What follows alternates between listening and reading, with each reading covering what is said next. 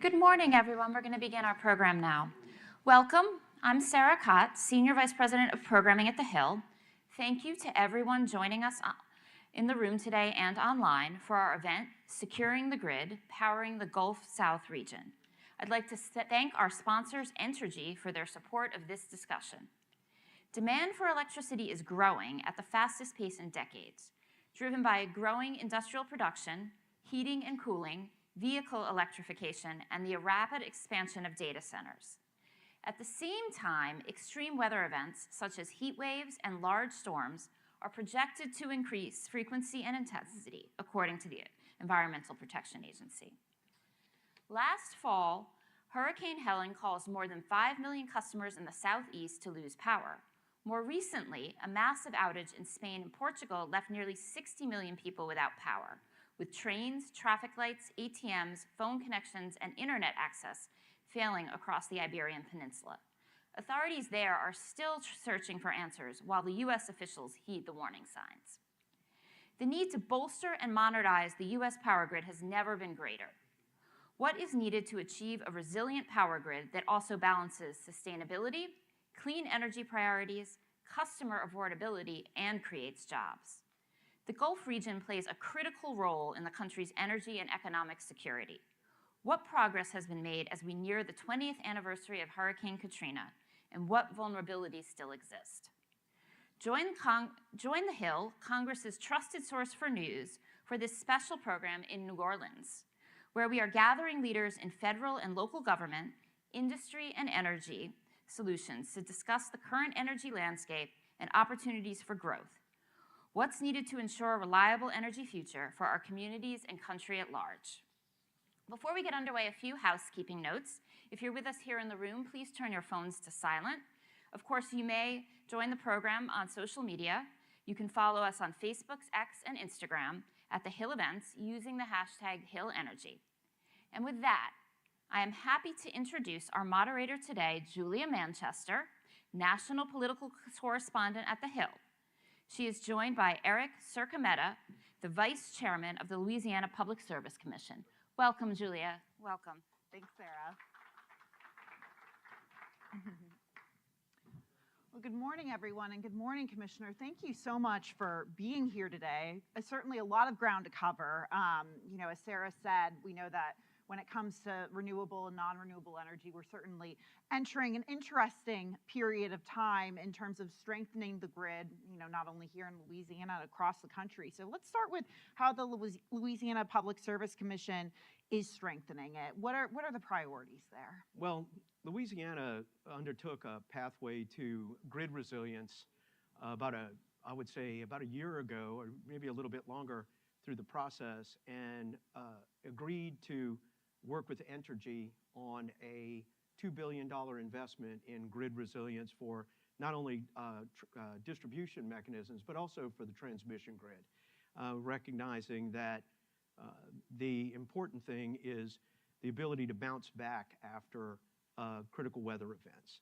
And looking at if we can keep the poles up and the transmission poles up, the wires are easier to restore than moving up with the heavy poles. So that process has been underway for a bit and is moving along with speed.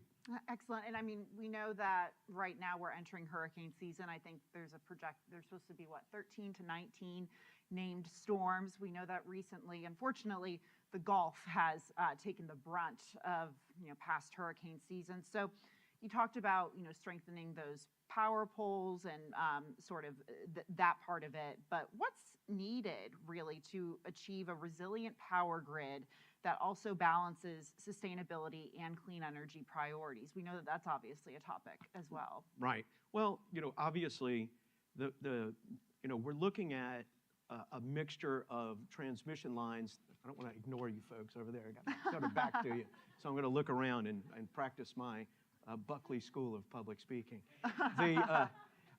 We're looking at the durability of a transmission grid more than anything, because we're looking at transmission towers, some of which are bordering on an antique, but we also have some of the newest transmission towers, courtesy of previous hurricanes, that are highly durable. And so, we want to get the best value out of these for the ratepayers. We don't want to just go and tear down transmission towers, but we want to be in a position to replace them if they go down.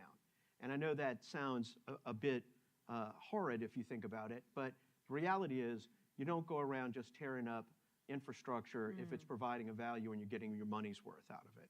So we want to make sure that the companies are in a position to do this. In the first Trump administration, we were near the end of it in a position to modify the Enabling Act of the FERC to include investor-owned utilities in the same funding as they would do through FEMA that they do for co-ops, and for the purposes of transmission. And I think that's an important element for us to look at, as to make sure we get money on the ground quicker to where we can prepare and we can have that, the supply chain ready to repair and do this. Because look, we're going to get hurricanes.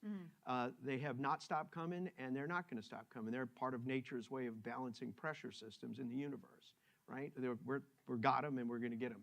And it's always about, being able to deal with them and being able to respond. So we need supplies and we need mechanisms. We're going to need to build transformer manufacturing facilities. Been in discussions with the Pentagon about the need for building one possibly in Louisiana, Oklahoma, Texas, and making our need for transformers an American-based mechanism. So, we can do things to make ourselves more reliable for ourselves, but we have to do it in a sense of urgency, and we have to do it in a way that's meaningful for our consumer. Now, I understand that Louisiana is already working on and has begun a $2 billion project, basically in grid improvements. Does that include some of the initiatives you just chatted about, or what else does it include? Well, the Louisiana initiative is to change out some older transmission poles, also changing out a lot of the distribution poles. We're identifying transmission mechanisms of like poles and wires, and to some degree, some older transformers that are more susceptible to damage, and do that. In fact, we had a meeting with one of our local parishes where they indicated that they identified 1,000 poles that needed to be replaced. We actually looked at it, and we identified 7,000 poles that needed to be replaced, and we put that into movement to replace 7,000 poles. So we are actually replacing actual, like what people would notice as regular utility poles in their neighborhoods, as well as certain transmission poles or towers that are out in the mechanism. And you talked about local parishes and communication there. What has the feedback been in terms of how they're looking at the grid, how the grid is impacting them? What do they want to see improved? What's working for them? People don't want their power to go off.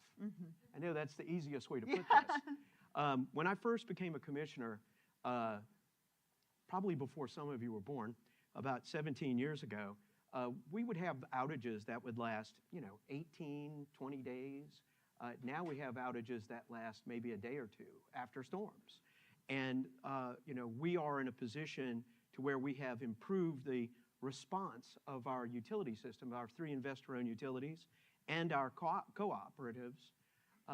But we've done such a good job on this through our commission and working with our utilities that it is a regular demand of, why is the power going out?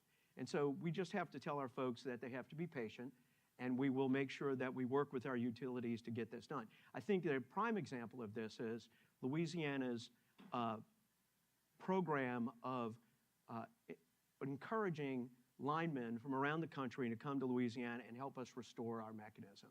We have an open payment plan with our utilities to make sure that we encourage the folks to come here and fix our grid. There's only about 35 to 40,000 linemen or workers in the country. Louisiana has a few thousand in place, but we have to go under a mutual aid mechanism to get people to come to Louisiana. And so one of the ways we get them here and we get them working is the commission guarantees that these utilities will recover the expense of paying these people to get them here and to make sure they get paid. We do it through a storm recovery mechanism that we would hope we can get some extra help through the Stafford Act mechanization or modification. Other states do not do that, and there have been elongated periods of recovery in other states because of their failure to accomplish the same goals. And I think that it's as an example that they could learn from this mechanism and improve response and restoration mechanisms. How long does it take to get the linemen from other states to Louisiana? I mean, are we talking in just the aftermath of a storm, in preparation? What does that process Well, look if you've like? seen on weather maps, they do the cone of predictability.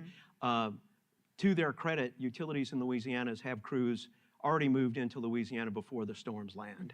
And they'll bring in probably, if you want to look at it as a hypothetical, they might move in 30% of what they anticipate they'll need outside the cone of predictability. And it's about housing, it's about a workforce placement. And then as it looks like they anticipate they'll need more folks, they will bring more folks in. But these guys, you've seen them on the highways if you live anywhere south of the Mason-Dixon line and even further south of the Mason-Boudreaux line. You will see trucks along the highways and you will see them moving south. And whether they're going to Florida or Georgia or Alabama, Mississippi, wherever they're going, you will see these trucks in caravans just moving.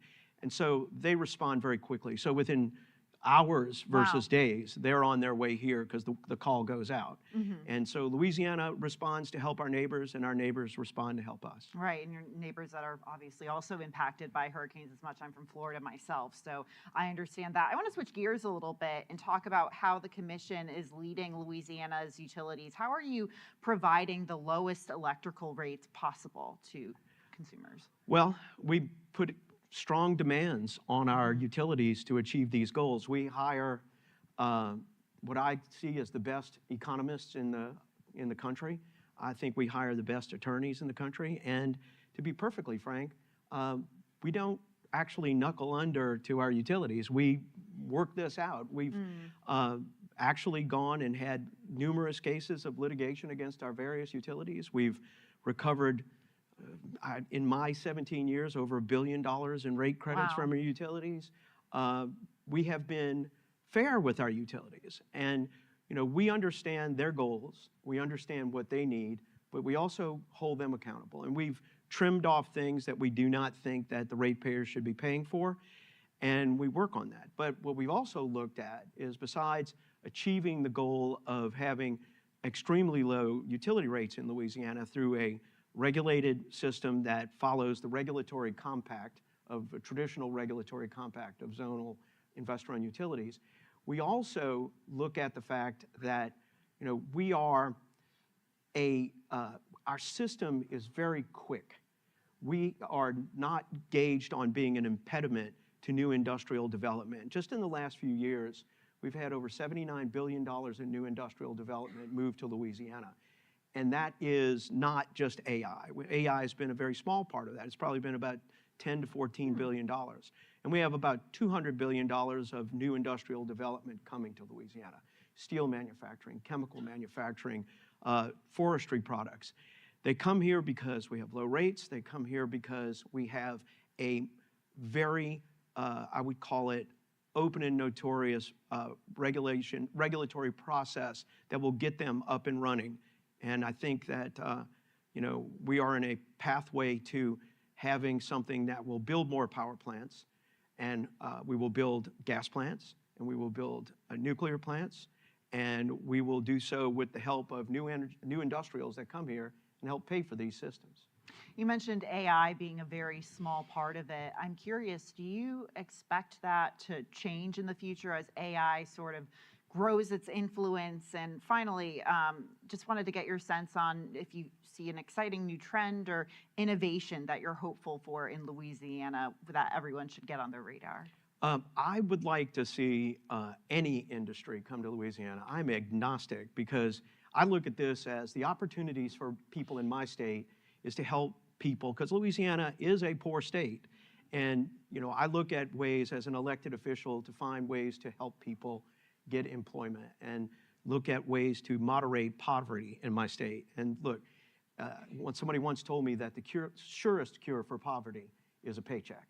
And we want to make sure that people get opportunities to work. And I'll give you the example of Meta for their facility in Richland Parish, which is in extreme northeastern Louisiana. The average income in that parish is approximately $35,000 a year.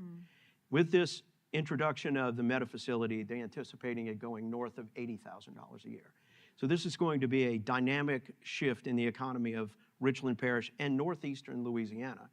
So I'm all in favor of that, particularly because they are paying the lion's share of their new 2,250 megawatts of gas plant that they're going to do. And hopefully they will be building more power generation in the future and expanding what they see can be done in Louisiana.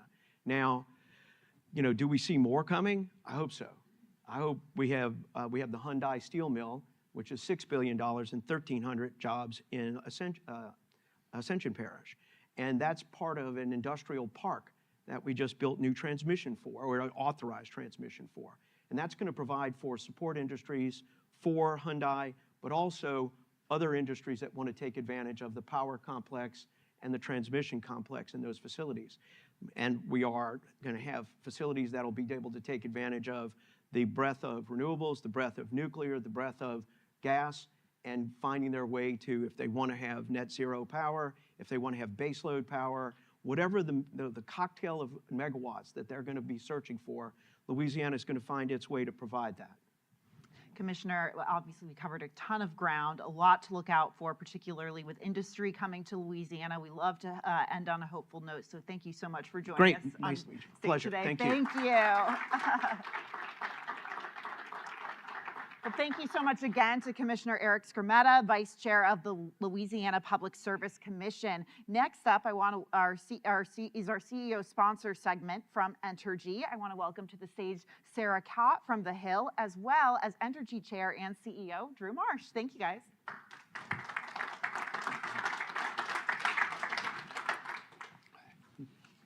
Thank you, Julia, and welcome, Drew. Thank you. We're here in New Orleans, and we know that Entergy services the South Gulf region. Could you share a little bit about the unique position of this region? Absolutely. And well, first of all, thank you for having me, and thanks for being here on the sideline of the Edison Electric Institute conference. It's exciting to be part of all of this, and there's a good room of folks here that are participating. So here in the Gulf South area, in Louisiana in particular, he's had Commissioner Skrmetta on. There is a lot going on. We have a lot of advantages, and they really span the game. It's kind of a long list, but I'm going to go through it. It starts with the fact that we are along the Gulf Coast. We have the Mississippi River.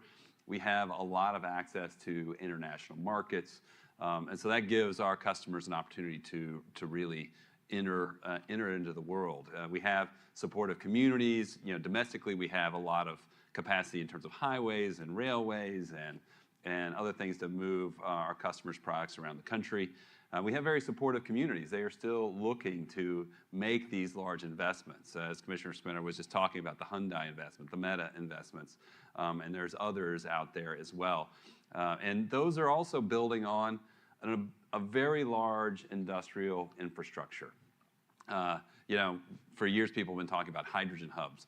Well, we have a hydrogen hub already. There are folks that are doing hydrogen, creating hydrogen, consuming hydrogen, transporting, storing hydrogen, all on the Gulf Coast. There's pipelines that go from here in New Orleans all the way to the Houston area, which is our service territory along the Gulf Coast. So we have abundant infrastructure, and all of that leads to low energy prices, of which we're part of, and we were just discussing. We have some of the lowest electric rates in the country, but the overall energy costs are really low. And that means that we can compete very effectively in the global economy. And so people come to the United States to look at the largest market in the world, and then they look at the Gulf South for all of those advantages, and they decide to locate here. That's been driving our growth for quite a bit. Over the last several years, really since the end of the Great Recession, our industrial sales at Entergy have been growing over 5% compounded annually. And that's accelerating in the current environment. And part of that is all those advantages, and then you layer on some of the things that Commissioner Skrmetta was talking about, like the Meta investment. And our growth is actually really accelerating right now along the Gulf Coast. So obviously resilience is a key part of what you're doing. And as you mentioned before, discussed, energy usage is growing and severe weather remains a key portion or a key issue for you. How is Entergy ensuring a resilient grid for communities it serves? Well, as the commissioner was talking about, we are making a lot of investments, and I'll start with just the fact that, obviously, as he said, we have been experiencing storms for a long time. We are going to experience storms going forward. So we have continued to evolve the standards that we have for investment, and that includes, going back to Katrina days, which the 20th anniversary is coming up. We changed our standards to be more resilient after that storm. And that's because, the original standards were built for a different day and age. Those were the days of the number 2 pencil and chalkboards and go outside and play and didn't have to need a computer for work, right? All those days are gone, and the grid was built to a lot of those expectations. Now, as Commissioner said, the expectations are different. And so making sure that our grid is resilient and reliable is really, really important. And he mentioned in Louisiana, we have a nearly $2 billion authorization from the Louisiana Commission to build resilience. That also includes New Orleans and Texas have authorizations now as well, so that as a company we have well over $2 billion of authorization to improve resilience going forward. And then we also have all of the new infrastructure that we're putting in place. All the growth that we talked about, that is driving new generation needs, new transmission needs, and we are using that opportunity to drive resilience as well, not just in the materials and the designs that we're putting up, but where those investments are going. So we are effectively looping the west bank of the Mississippi River with our investments. We have proposals actually in front of the Commission now in Louisiana and in Texas to basically almost loop the transmission grid west towards the north side of Houston. And that is further away from the coast and built at more modern standards, and that's going to provide quite a bit of resilience for our grid. Not to mention create a lot of capacity for growth. So those are examples of things that we're doing. There's quite a bit that has happened over the last 20 years, but much, much more to come. So with resilience and being a core priority, how does sustainability and customer affordability fit into the picture? Well, our Entergy, and as I'm sure at most companies, the customers come first. And so thinking about what it means for our customers from a reliability standpoint that we were just talking about, but also the sustainability and the cost effectiveness, the affordability elements of it. Those are all going to be top of mind. And so we have a couple different things that we're thinking about when it comes to just a general service. We have an ongoing continuous improvement program that drives costs lower every day. And so we've been managing our costs to a constant O&M level for about the last 6 or 7 years, despite all the inflation that we've had through COVID and everything else, and the growth that we've had in our sales and our business and additional assets and infrastructure that we've put in place. Our overall O&M costs have been basically flat. That has taken a lot of work from our teams, a lot of outstanding work to make sure that we don't sacrifice anything else while we're managing our costs more efficiently. And then the second thing I will say about cost management, particularly when it comes to resilience, is expanding the way that we think about costs overall. And that is, historically, we thought about how do we think about the value of resilience for our customers simply in the cost of the replacement of the infrastructure that's damaged. And so if you're thinking about it that way, it's not very cost effective to go replace a whole bunch of stuff because it doesn't cost that much to put up a new pole. If you're going and replacing a whole bunch of poles, you replace 100 poles, you might have only needed to replace 2 in the next 10 or 20 years. But when you add in the cost to the communities, and it goes back to what I was talking about earlier, the effect of our society and its requirements around electricity, the cost of not having electricity have gone way, way up over the past 30, 40 years because of continued electrification. Nowadays, it's very expensive to have an outage. Before it wasn't expensive at all. But when you factor in the cost of today, and it's the lost work, the lost economic activity, the cost of spoilers, the cost of travel if you have to go out of town to avoid the storm and be out of town for a week, and all those all those extra costs that are associated with the storm in an economic sense, well, those dwarf the cost of just replacing the infrastructure and making it more resilient. And so expanding that conversation and the commission has been a big part of that as well, as the city council in New Orleans and the commission in Texas. That has been a big part of changing the narrative and changing the conversation around how do we make sure that this resilience work is cost effective. That's great, thank you. So for our last question, let's think a little bit about what's next. So local, state, and federal level, what do you see on the local, state, and federal level to support investment in the grid? And where do you see obstacles and opportunities? Well, we see a lot of continued growth. Okay. And that is probably the first place where that's going to get the support for investment in the grid is from all the growth that we are anticipating. As I said, we've had industrial sales growth around 5%. Right now, over the next few years, in our outlook period, we're looking at 12 to 13% industrial sales growth. So a real step change in the growth expectation, and all of that investment. We are working hard to make sure that those customers help support the incremental costs of not just their effects on the grid, but all these other things that we have going on, increasing the transmission infrastructure, increasing the reliability and resilience of our grid to really fortify our grid. We want these customers to pick that part of it up. And I think that the next piece about it is making sure that we all work together. We call it around Entergy, we call it stakeholder engagement, but that is getting all of the parties to the table to talk about what we are going to do going forward. And that includes, the commission, of course, but it includes the governor of Louisiana and other jurisdictions. The governor of Louisiana will be here later today. It also includes community leaders, it includes our customers, it includes vendors who are offering goods and services locally.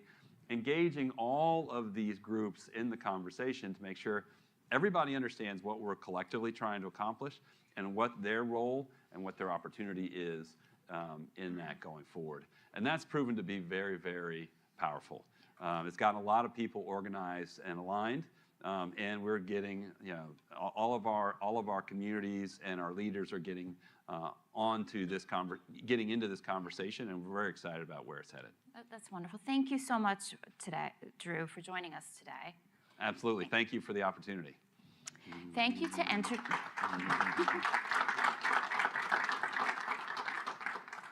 Thank you to Entergy for sponsoring today's show. Last week, Julia Manchester was able to sit down with two members of Congress. First, we'll hear from Congressman Randy Weber, a Republican from Texas, and Vice Chairman of the House Energy and Commerce Subcommittee on Energy. Take a listen.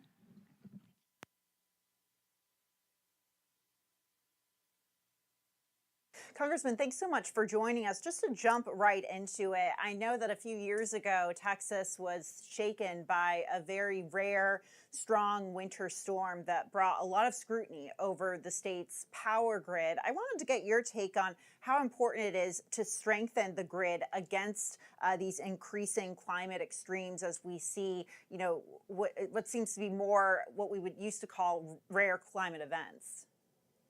Well, Julia, thanks for having me. It's great to be here, and thanks for putting this on. Yes, absolutely. You're talking about Winter Storm Uri, February of 2021. I've grown up on the Texas Gulf Coast. I represent the first four counties of the Texas Gulf Coast coming down from Louisiana around the coast there. And I've never seen it, Julia, be 18 degrees on Galveston Island. And that's what it was. And quite frankly, our house was without power. Fortunately, I had a little backup generator in my garage I kept from my air conditioning company when I sold it. So I was able to put that into play.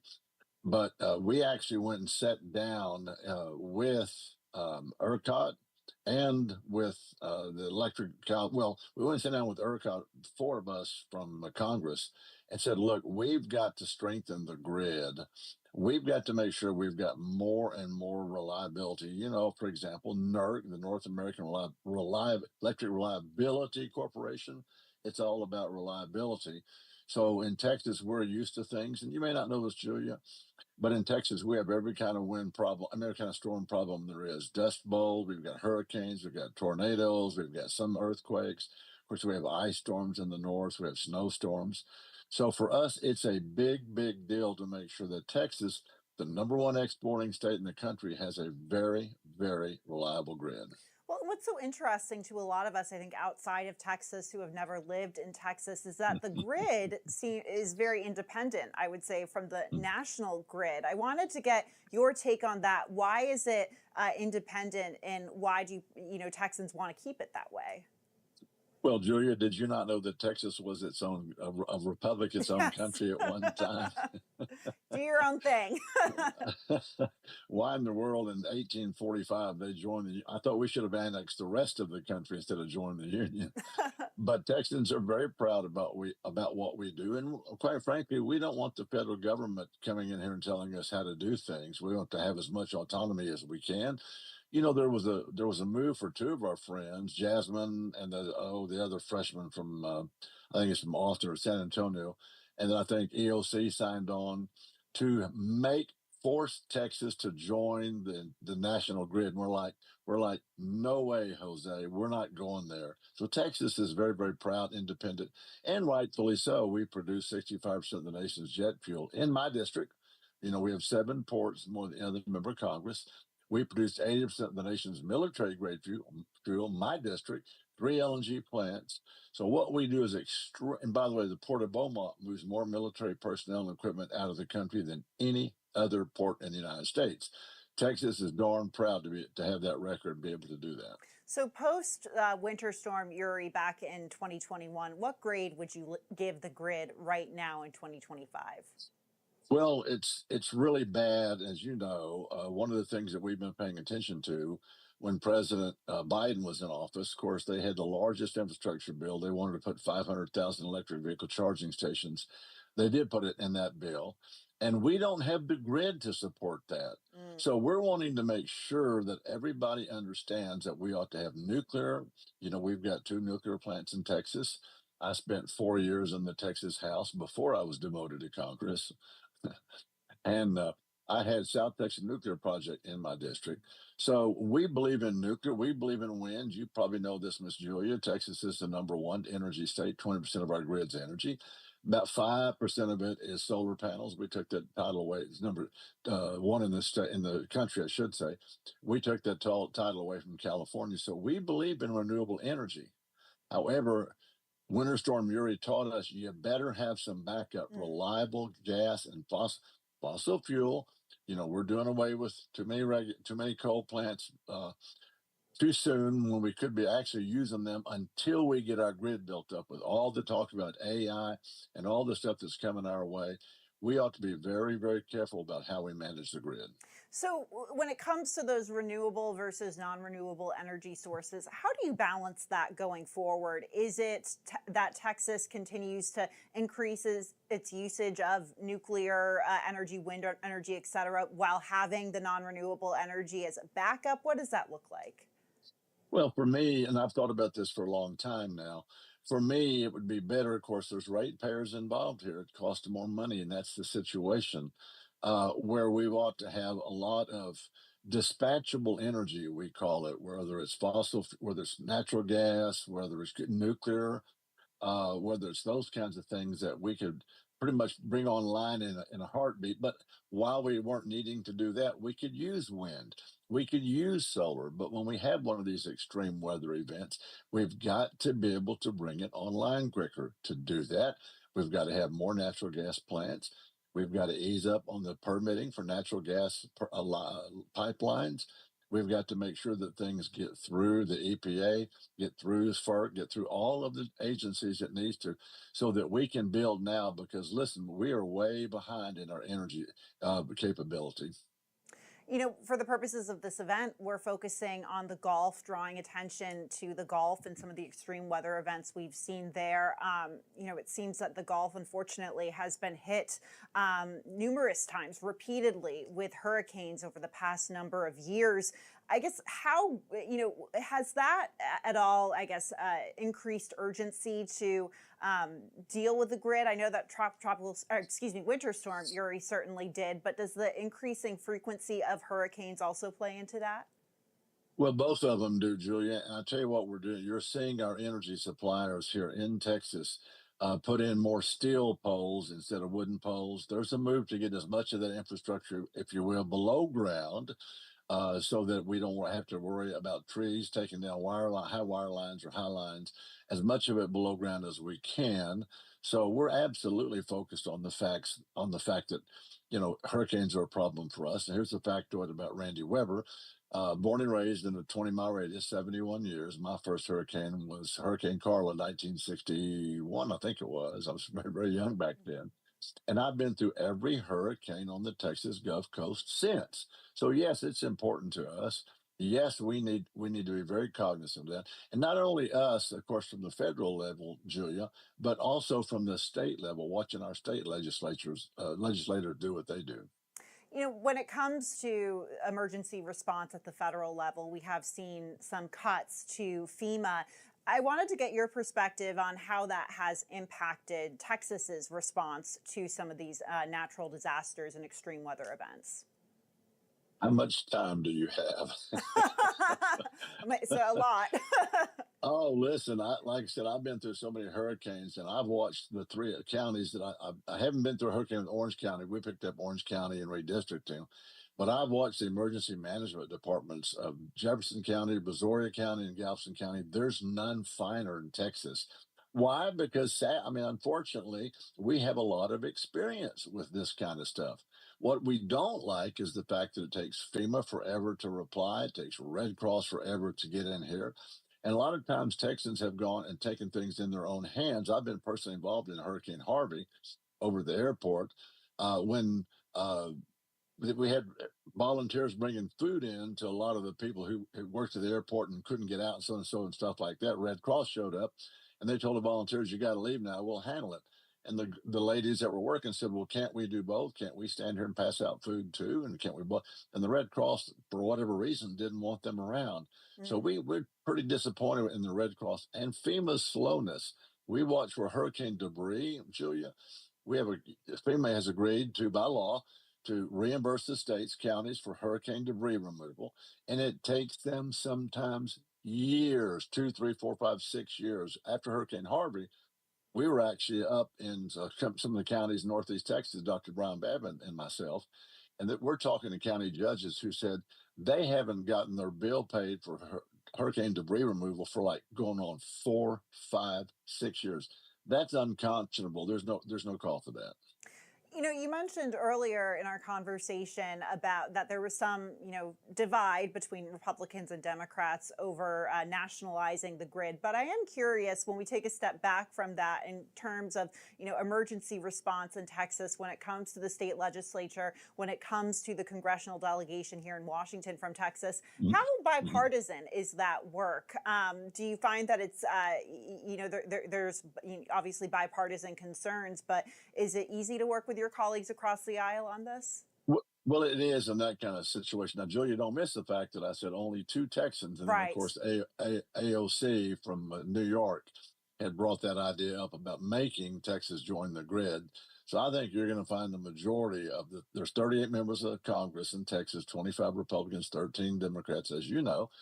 So I think you're going to see most of them understand that Texas doesn't want to be, for lack of a better term, under the thumb of the regulatory agencies in the United States any more than absolutely possibly necessary. So I think you're going to see a lot of pushback on both sides of the aisle if that were to become a bill in Congress.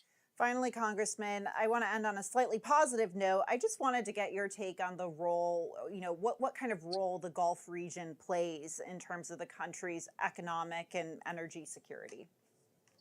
Well, you already heard me say we have 7 ports more than any other member of Congress. Texas is the number 1 exporting state that I mentioned. And I think we're the number 2 economy. We might be behind California. Have to go back and look at those numbers. But again, I was in Mexico is our number 1 trading partner. Canada's our number 2 trading partner. I'm talking about Texas. And so for us, the economy is a big deal. Being able to trade is a big deal. Of course, we want to secure the border so that we've got good trade routes. I worked on that in the Texas House and still working on it up here. So it's important for Texas to be able to trade, to be able to ship stuff across the seas, to do business with countries across the seas. it's extremely important to us. Texas, if you may know, and I don't have the current figures, has a huge surplus. I want to say it's $28 billion, which is actually more Mhm. more than the total uh, output of some of these states for all year long. So for us, it's an extremely important thing. Yeah, it's a big state, has a big impact on the country. So we always are looking at Yes. Texas when we look to energy and climate issues, et cetera. Congressman Randy Weber, thank you so much for joining Yes. us. Thank you, Julia, for having me.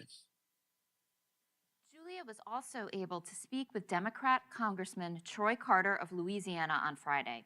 He represents New Orleans, where we're streaming from today, and is a member of the House Energy and Commerce Committee. Take a listen.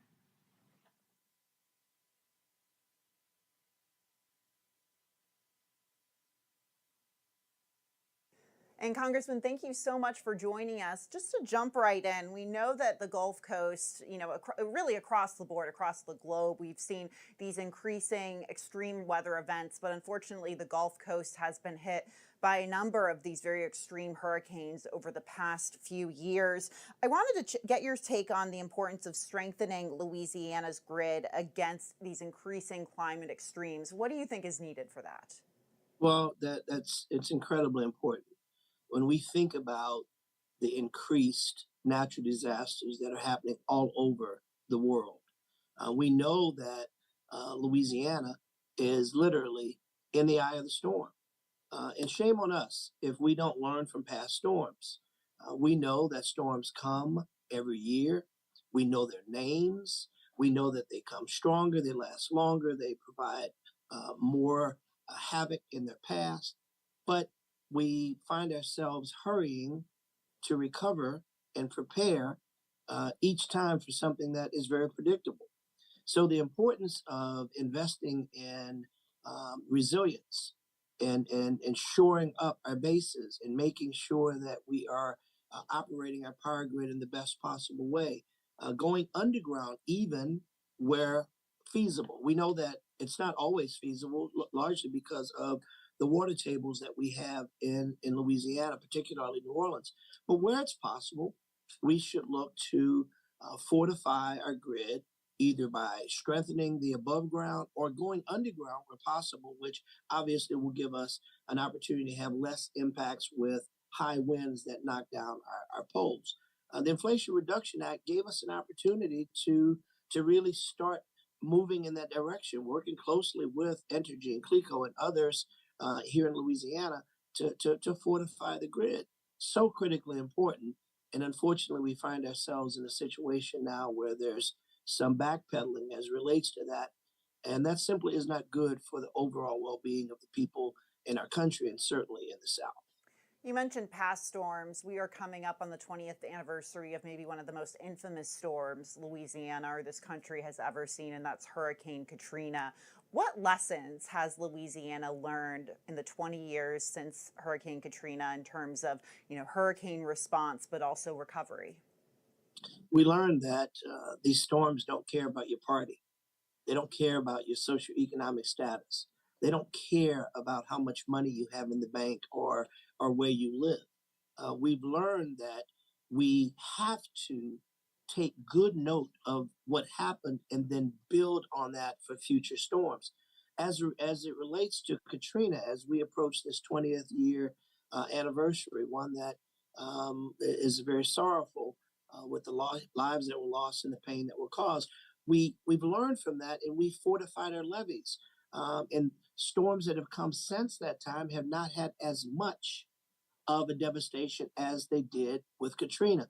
And the lesson there is take good notes, invest resources. The money we spend on the front side, fortifying our levees, being resilient with our grid, being creative with how we create relationships with churches and nonprofits to have cooling centers, which I was very proud to, with community development dollars, to fund the very first in Louisiana that has become now a pilot program for the country on how we utilize solar to have cooling places because we know as many people are injured or die in the aftermath of the storm because of lack of power and heat than they actually do of the storm.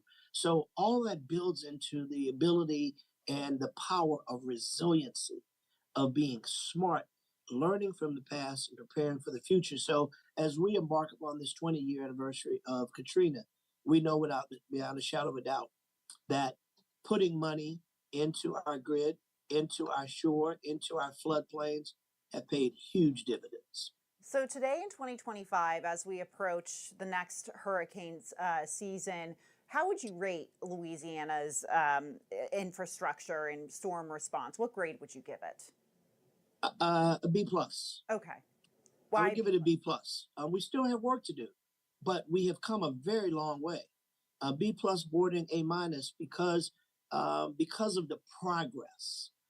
Louisiana has been a very good student. It has done the preparation, and I think understanding of investing in our shorelines, in our floodplains, and our levees are understood. We have great partners with our power companies who understand the importance of fortifying the grid. We have great partners with the Louisiana Public Service Commission, with our various agents and agencies around the state, CPRA and others that have worked tirelessly in a bipartisan fashion, I'm proud to say, to recognize the importance of fortifying the grid and keeping people safe. We still have work to do. We're not done. We have work to do. Right, So right. I'm a tough professor, so I don't give grades out easily. So B plus is a pretty good grade. Gotcha. So I want to hone in on that phrase you used, partnerships. And we know that public-private partnerships have been important for strengthening the grid. I know that Louisiana just announced 2 big projects with Meta and Hyundai plants. How Louisiana seems to now be a tech hub in addition to an energy hub. Talk about the impact of that and some of the benefits. The benefits of that are obvious. We create jobs, we create opportunity. These things were all made possible because of the Inflation Reduction Act, which created opportunities for businesses to see Louisiana as a viable place. Hyundai, recognizing that the Inflation Reduction Act was a huge move for them coming to Louisiana. Our concern now, obviously, is how do we manage now the impacts of tariffs? And we don't know. That's still an unknown. We meet regularly with these individuals who are coming to town with Hyundai, Meta, and others. But we're very proud of the fact that Louisiana is open for business. It provides jobs, provides taxation. It gives us a stable economy, particularly in light of the massive cuts that are going on along the country. Now is the time that we really hone in and zero in on the fact that Louisiana, because of our close proximity to the water, to the ports, we're really a great place to situate. You brought up tariffs, and I know that there's a lot of debate across the country about some of the tariffs President Trump has implemented, their impact. I know that you said that Louisiana's still trying to figure out the impact of those tariffs, how it will affect the energy sector in the state. But what are the effects we've seen so far, particularly with these partnerships? They've been devastating. I mean, the reality is the uncertainty of the on again, off again tariff, the tariffs that threaten our partners who we've worked as close allies in the past, businesses that would want to situate in Louisiana, in America, are on pins and needles because these tariffs are taxes. And we can say that it's going to be on someone else, but the reality is taxes are paid by the person at the port, and then those taxes are passed on to the consumer.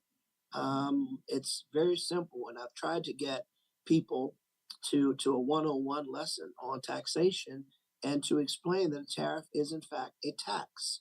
And who pays for that tax?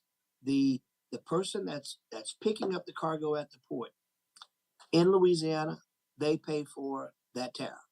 That tariff is then passed on to the person who picks it up from the person who bought the container. And then that tax is passed on to the person that's at the cash register who's purchasing the goods or services. It's very basic. So the notion that somehow this is not going to get to the consumer is disingenuous at best. So we have these tariffs taking place, but also we understand that there are cuts to FEMA or potential cuts to FEMA that could be coming. In a state like Louisiana, which obviously is no stranger to receiving federal assistance from FEMA and working with FEMA quite a bit during these natural disasters, particularly hurricanes, talk about the effect of those cuts going forward, especially as we're heading right into hurricane season. Well, it couldn't be a worse time.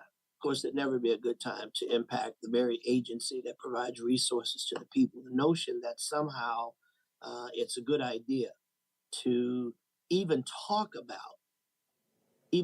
about reductions or elimination of FEMA as we enter hurricane season is a bit challenging to think that anyone would think that's a good idea. Let's go beyond just talking about it. The notion of removing the agency, diluting or dispersing the agency that provides the resources for individuals to recover, to rebuild, and to be prepared as we lean into hurricane season, I think is reckless and irresponsible.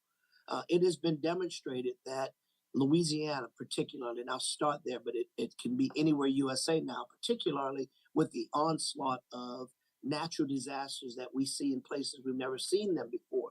Mudslides, wildfires, tsunamis, you name it, happening, tornadoes happening in places that hadn't happened before. But Louisiana, we know they're coming.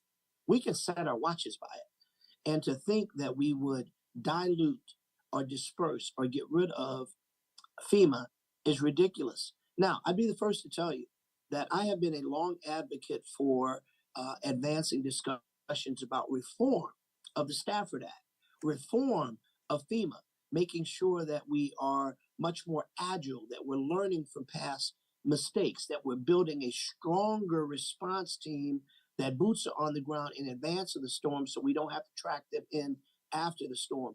There are a lot of antiquated parts of FEMA, but none of it supports the demolition of it or the punting of it to states.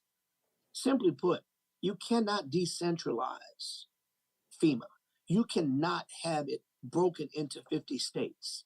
It's a nightmare waiting to happen. I have been working closely with my colleagues in the Congress, Republican and Democrat, to push back against this, to really push for reform and not demolition. It is not the right thing to do. It's a very dangerous prospect at the worst time of all. Congressman Carter, thank you so much for joining us. Thank you. I've enjoyed it. It is now time for our panel on economic development in the Gulf Coast. Please welcome Julia back to the stage, joined by Michael Mazzola, Executive Director of Future Use Energy Louisiana, Chandler Booth, Vice President of Education for the Louisiana Community and Technical College System, Michael Williamson, President and CEO of United Way of Southeast Louisiana, and Michael Hecht, President and CEO of Greater New Orleans Incorporated. Welcome all. Good morning, gentlemen. I don't know about you, Chandler, but I don't think I've ever been on a panel with so many Michaels. So I'll be using first and last names to go to each of you, so don't worry about that. You know, a common theme we've talked about today, obviously energy, but it's not lost on any of us in this room that yesterday was the first day of hurricane season, and we're approaching the 20th anniversary of Hurricane Katrina, which had such a dire impact on many here in New Orleans. Michael Williamson, I want to go to you first on that. I know that you've worked a lot with ALICE households, more commonly known as asset limited, income constrained, employed households. I wanted to get your sense of why strengthening grid infrastructure is so important for them, especially as we're going into hurricane season. Julia, thanks for the opportunity to be here. And I know a lot of our colleagues in the room, our industry colleagues, know ALICE so well because they've been heavily involved in the report that we put out every year or so. But the harsh reality is in Louisiana, 1 in 2 households are considered ALICE. They're asset limited, income constrained, they're employed. They're doing the right things. And about 30+% of those households live above the poverty level, but below what it would take to actually survive in the communities they live in. And so they're especially vulnerable, during storms. And so when they lose power, they lose, opportunities to go to work. Often they lose food in the fridge. The things that we think about, maybe take for granted, Alice households are on the margin. So we believe that a hardened grid, more reliable energy infrastructure is essential to ensuring that Alice households can maintain stability. During the storms, they can recover as quickly as the rest of us. Absolutely. Michael Hecht, I want to go to you. What's the role of Greater New Orleans in developing Louisiana's economic development going forward? So, when I started, I think had a pretty traditional view of economic development, in that it was just about marketing to bring in new companies to create jobs and wealth, and that strictly is true. But I think we've come to realize over the years that true economic development is much broader. And now we define it as creating the conditions where businesses want to risk their capital and people want to raise their families. And when you define it much broader like that, then you realize that you not only have to deal with things like taxes and incentive structure, but you also have to deal with quality of life issues like public safety, flooding and flood protection, youth recreation. And so now at GNO Inc., we still very much do work on the big projects like the Meta and the Hyundais, but we're also very big in things like we have something called the NOLA Coalition, which focuses on public safety and investing in our youth. We're involved on the national level on reducing property insurance so that the middle class and Alice households have a chance to actually make it. And we really believe now that economic development is about getting the opportunity, affordability, and quality of life all in alignment so that an entire community can thrive. Michael Mazzola, I want to go to you. Talk to us about FUEL, that stands for Future Use of Energy in Louisiana. So thank you, Julia. FUEL is a very large program that was authorized by the CHIPS and Science Act, but its impact is going to be measured in years. And FUEL is an innovation engine program in which we are one of the inaugural 10 that were awarded across the country. So Louisiana has a lot to be proud of, to be recognized as being one of the leading places in the country for energy innovation. We are a statewide program, and our partnerships include the folks on the panel here. So Chandler's on my governance board for FUEL, and Michael Hecht runs an organization. We're 75% Michael's in the partnership. Yes, that's right. It's our safe word. So the fact of the matter is that energy and the United States are synonymous. We're the largest energy producer in the world by far, but we also lead the world in delivering that energy at reducing carbon. In fact, we're the only net energy exporter in the world that has achieved that. And so we now recognize that that is a tremendous economic and competitive advantage for this energy industry that is here. And so we realize that the sky's the limit in terms of innovating in that space. And so we already have a number of startup companies that are coming out of our universities, and just frankly, innovators who are in this generational employment of more than 100 years working in energy. And so we know what we're doing here, and we're going to lead the world in terms of building carbon capture and utilization to turn CO2 into a valuable product that powers our chemical and energy industry. Chandler, how are your 12 community colleges contributing to the workforce in the energy sector here in Louisiana? Yeah, great question. Thank you for having me. And unfortunately, I'm not Michael, but after I leave here, I'm going to change my name to Michael, so we'll be the Michael duos. Like that. But so Louisiana Community Technical College System, as mentioned, 12 comprehensive community colleges across our state. We serve about 150,000 students annually and credential about 35,000 students in our state. Many of those in our high-wage, high-demand sectors. So as mentioned, powering the energy sector. That's not just from educating and training the line workers, that's also training individuals to work on our coast, training individuals in hydrogen and wind and solar as we continue to see that transition occur. We still are lock in step closely with our economic development partners and our business industry partners to understand their needs. So most of our skilled training is really focused around construction, manufacturing, IT, transportation, logistics, and healthcare. We offer all the way up to the associate's degree level, but we're seeing more and more students who need to be able, and families who need to be able to enter into a workforce training program that's short in nature.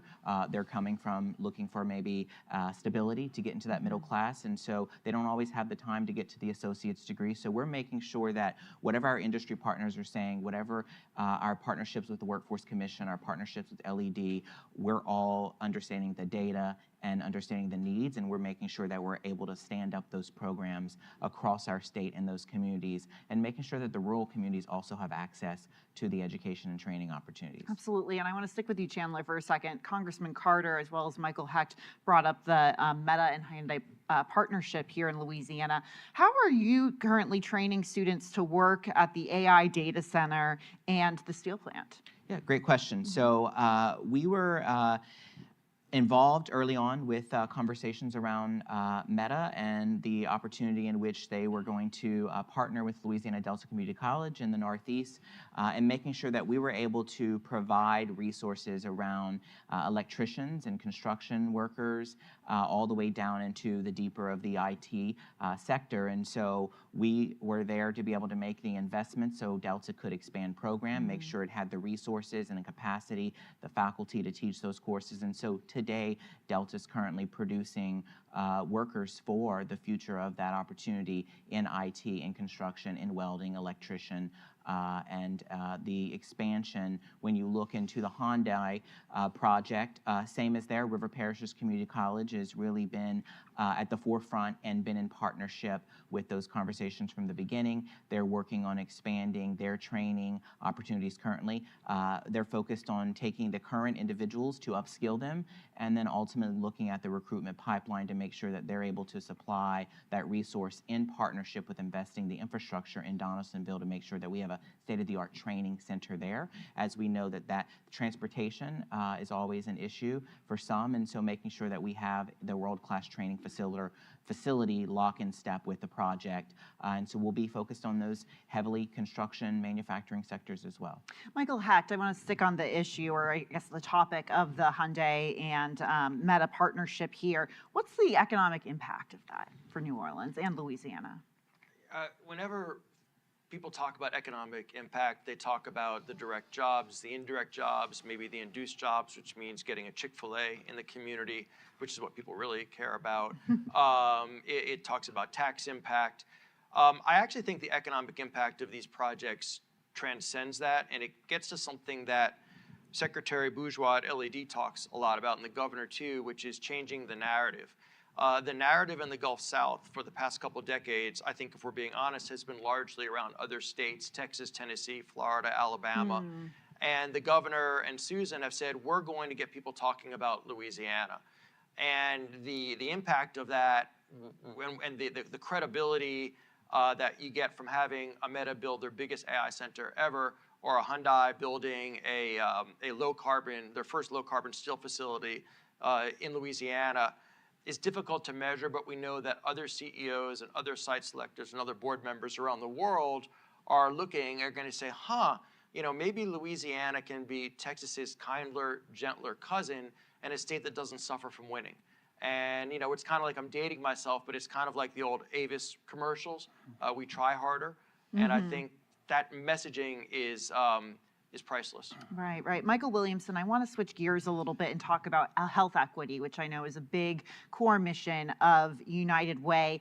Give me a sense of the Louisiana's income gap, how it's impacting your work and bringing financial assistance to groups or individuals who may miss work for an energy blackout, or if food, for example, spoils in the refrigerator. I mean, I know that there's a lot of it's a kind of a domino effect, if you will.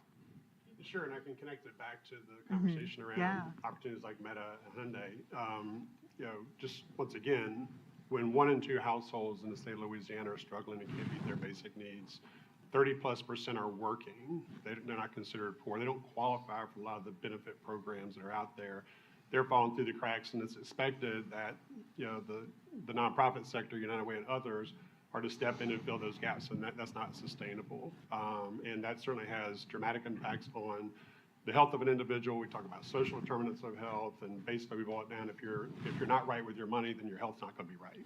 And so we know financial instability leads to poor health outcomes. But the flip of that is, when you see massive economic development wins are gonna create lots of really good paying jobs, the question and opportunity we shouldn't lose out on is how you connect that 1 and 2 households that are struggling with these jobs and ensure they have the skills, both soft and hard, to be able to obtain those jobs. And I think that goes a long way to supporting the narrative change, which is, we will be winning a lot more if Alice households are winning. And so we know the correlation between health, but I say all the time, we win when Michael and GNO Wing and LCTCS and all our partners win if we're creating more jobs in an economic environment where all people can thrive. And it's our job as an organization and our sector, who works really, really hard to ensure that everybody has a shot at that opportunity. And that could literally, within a generation, flip the script. And if I could jump in, one thing is put an exclamation point on what this Michael said. The mission statement of GNO Inc. is to create a thriving economy and an excellent quality of life for everyone. And that for everyone is very intentional. We usually italicize it. And it's not just a moral or an ideological statement. It's recognizing that economically, if we are not allowing all of our citizens to maximize their values to themselves and their family and to the community, then we're underperforming as an economy. So there's actually a pure dollars and cents value rationale to addressing Alice as well. Right. Mike Mazzola, I really want to, hone in on the issue of decarbonization. What does Louisiana's push for decarbonization look like? Well, you don't have to take my word for it, but you can just ask the organizations that represent the Louisiana energy industry. In a brilliant op-ed piece, I have it right here, that was published with the centersquare.com called CO2 Could Help Power Louisiana's Future. It's published on March 20th, 2025. It's a great summary of how we collectively, the industry, the public and private sector, recognize that delivering cost-effective energy to the world, to the country and to the world, as we are, along with Texas and Mississippi, net energy exporters to the country, but doing it at the lowest carbon emission footprint is a competitive advantage for us. And so we realize that the ability to do that is based on innovation and bringing academia, bringing business, and bringing entrepreneurs to build the next part of our energy economy, which is absolutely going to be small companies, tech startups, and innovation. And speaking of academia, do your two groups work together a little bit? Is there a connection there? Well, absolutely. Chandler, we know that there's tens of thousands of jobs that need to be filled here, and the fine Louisiana Technology and Community College System is the first place to prepare our citizens for those jobs. That's correct. And so we are in communication often and frequent about those opportunities and making sure that our programs are aligned to the market demands and needs, and making sure that our graduates have the right credentials to enter that workforce immediately, and the opportunity for pathways for these individuals and their families. Right. Michael Mazzola, you talked about decarbonization, and kind of very much reducing that footprint.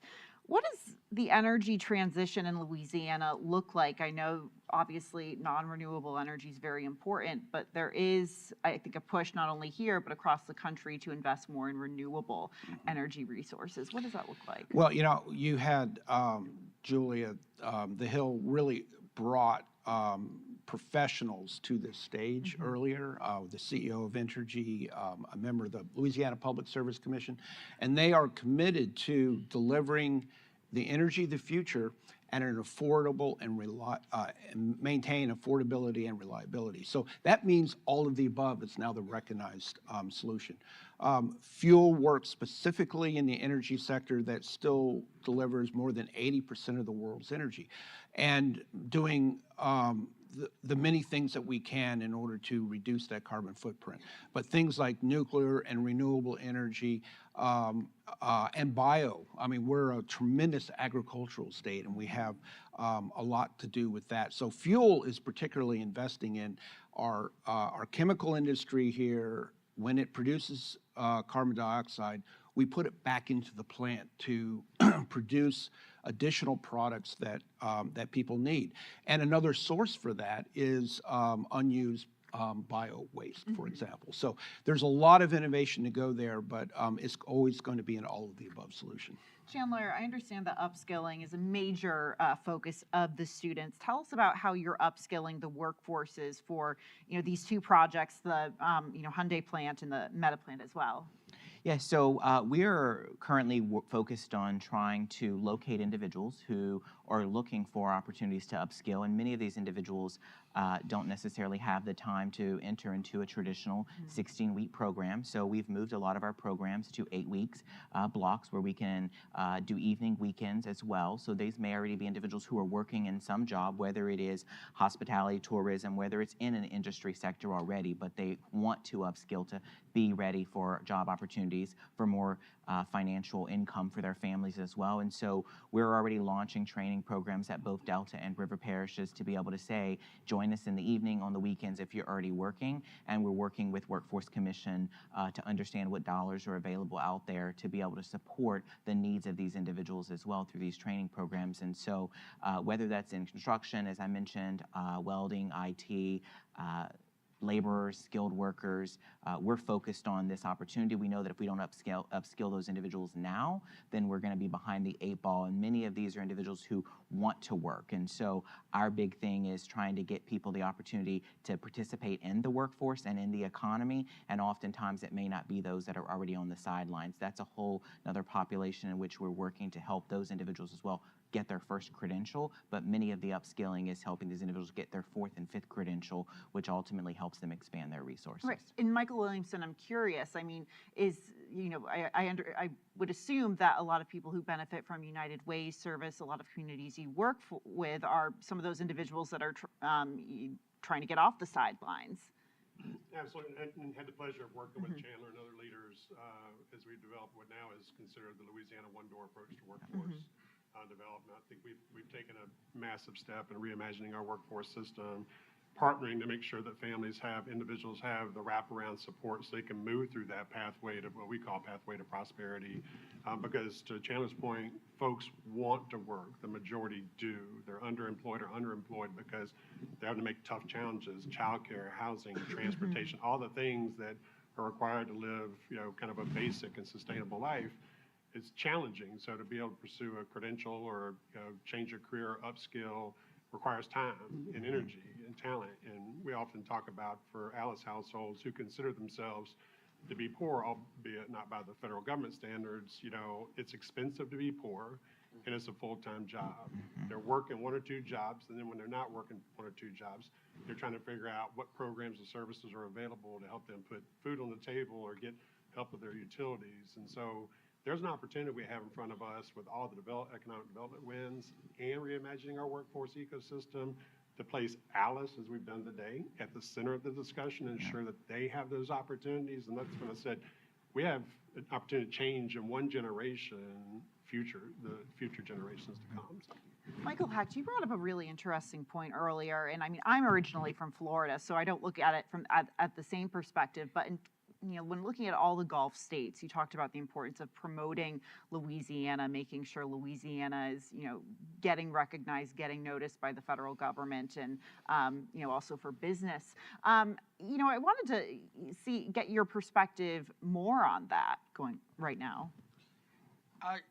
I think if you were placing a bet back in the 70s on which state capital would be the one that would be the ascendant city of the future, whether it was going to be Baton Rouge or it was going to be Austin, Texas, you would have chosen Baton Rouge because of the oil and gas industry, because of the Mississippi River, because Austin was even sleepier and dustier than it is right now. Apologies. But what happened was, I think, a bit of a curse of the riches. We assumed that because we had, you know, the God-given blessings of the river and of fossil fuels and of agriculture and aquaculture and even human culture, that we were always going to be dominant. And so what happened is that places that had less, like Houston, which had to, you know, dredge the canal, or like Mobile, who are now competing with in containers, they surpassed us. And I think what's happened now over the past couple of years, buoyed by this opportunity for energy demand going like that, but need for carbon going like that, for us to kind of go back to the future and become once and again a leading state driven by energy economically for the nation and the world, and create opportunity for our citizens, which will lead to the ultimate scorecard of economic development and I think political leadership, which is population, begin to come back. And I'm pleased to say that last year, now it was statistically driven by immigration, important point, but that Louisiana actually gained population by a very little bit for the first time in many, many years. Wow. And I do believe, kind of following Mike's vision and what we've heard here and supported by LCTCS, that this can be the moment where Louisiana begins to come back and get noticed by the rest of the country as a place of opportunity, and ultimately people will vote with their feet. Michael Williamson, one thing that Congressman Carter brought up were cuts to FEMA that we've seen as a part of these, you know, large-scale cuts from the federal government.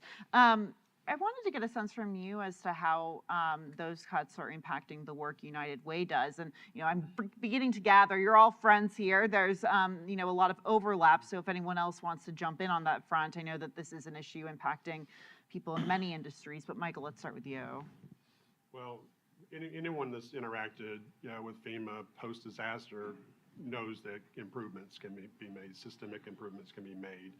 But still a very, very important part of our recovery, our recovery work when we follow a natural disaster. So we certainly, support thinking about improvements. We are concerned about unintended consequences, or what I might call the baby in the bathwater moment, where, you're trying to do good, but you've maybe moved way too fast. And so, but I'm proud to say that, and I heard one of our speakers earlier mention another nonprofit.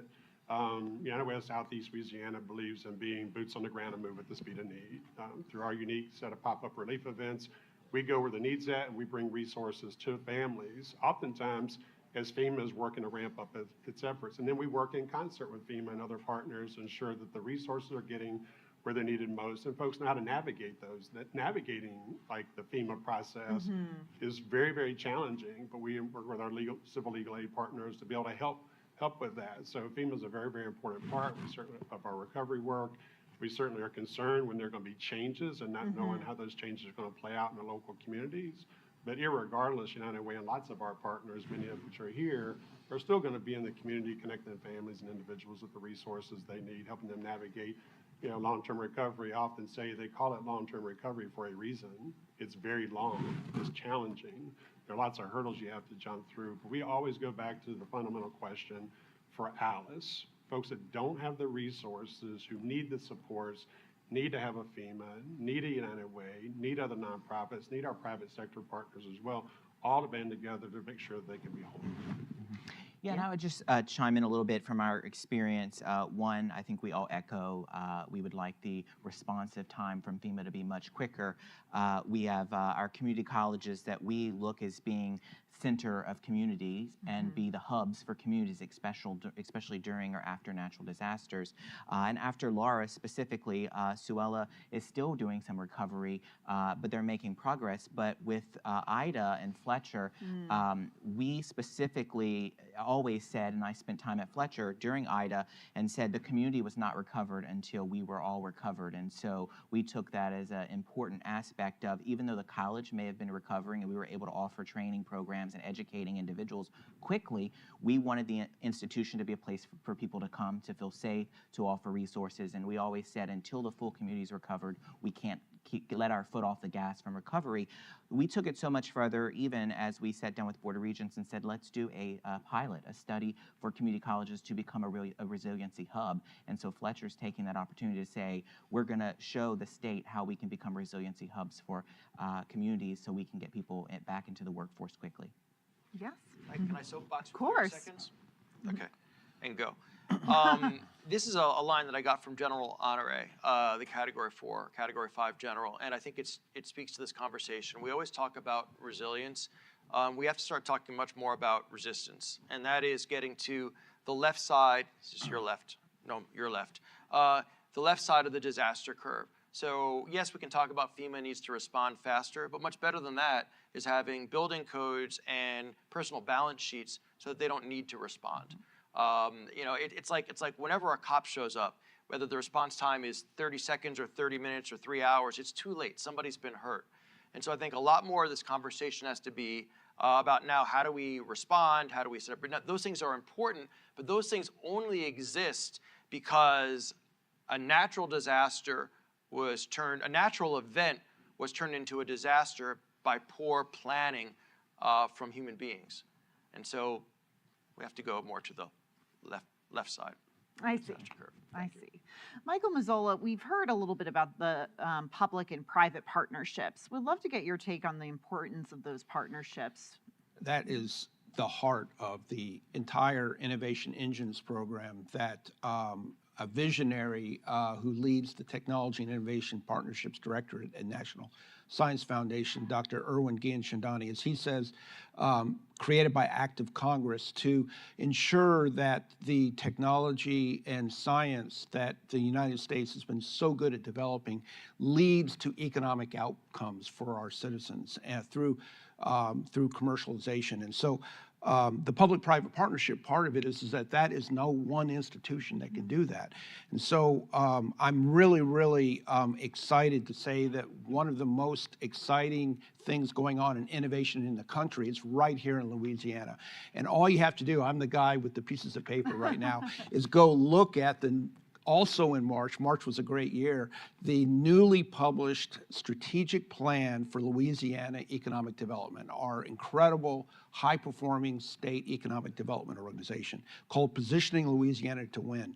And in this document, they've recognized that the thing that Louisiana can add to our world-class economic development is attracting and starting intellectual property or technology-based startup companies. And so as a result of that, the NSF's relatively modest investment in our first 2 years of $15 million has already been almost tripled through a great partnership with GNO Inc., the City of New Orleans, LED, to bring a tremendous new location in the City of New Orleans that'll be led by New Lab to incubate our many tech startups that are coming out of the woodwork right now. So it's all about leveraging the community and the community decision to deal with something that is spelled out as the #1 talent issue in the state of Louisiana,